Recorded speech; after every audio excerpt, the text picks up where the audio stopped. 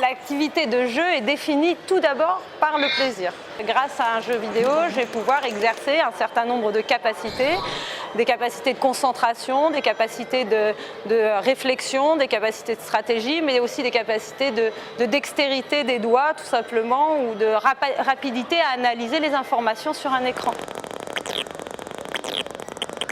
Il existe énormément de types de jeux. Ça dépend effectivement des supports qu'on peut avoir, si on est sur une console portable, un ordinateur. Là, ce dont je vais vous parler comme catégorie de jeux, c'est 3 catégories de jeux qui peuvent induire un certain nombre de caractéristiques qui font qu'ils sont plus ou moins accrocheurs. Le premier type de jeu, ce sont ce qu'on appelle les first-person shooters ou les Doom-like, issus du jeu du même nom, Doom.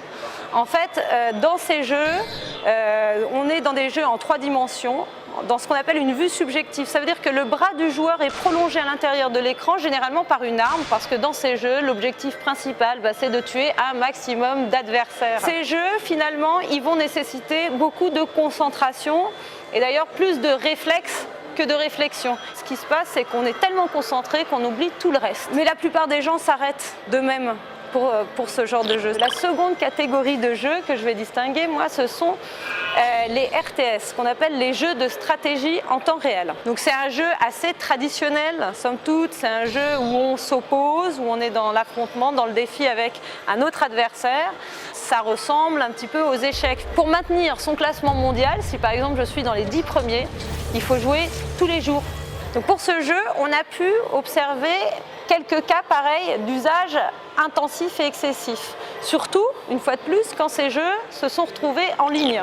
Le troisième type de jeu, ce sont ce qu'on appelle les MMORPG. 3 éléments très importants dans ce type de jeu qu'on peut considérer comme des propriétés addictogènes. Comme je suis dans un jeu de rôle, j'incarne un personnage, ce personnage qu'on peut appeler aussi un avatar, va me représenter, il est mon substitut à l'intérieur du jeu.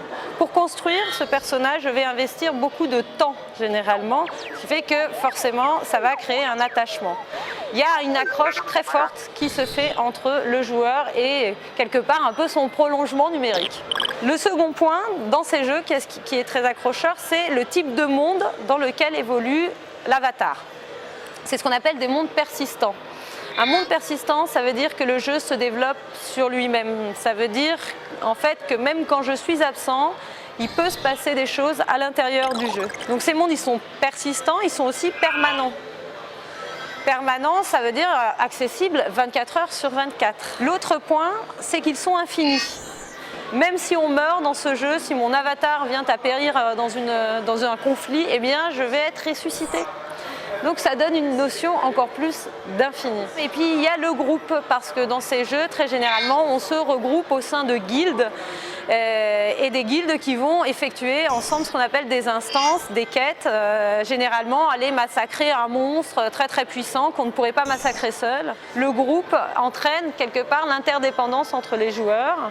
Et il y a de nombreux parents et de nombreux jeunes qui viennent raconter dans nos consultations comment l'enfant a refusé de venir dîner avec eux, et les parents qui nous disent qu'ils préfèrent son écran.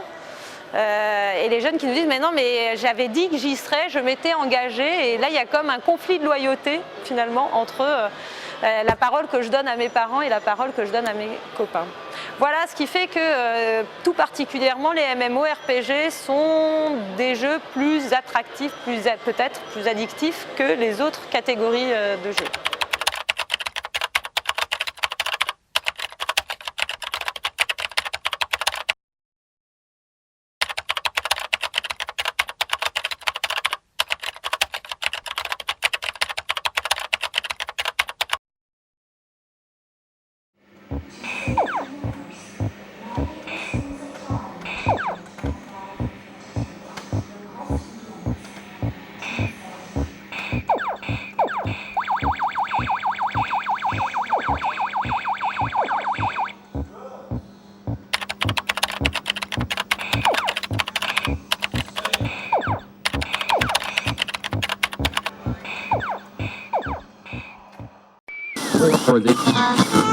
Try to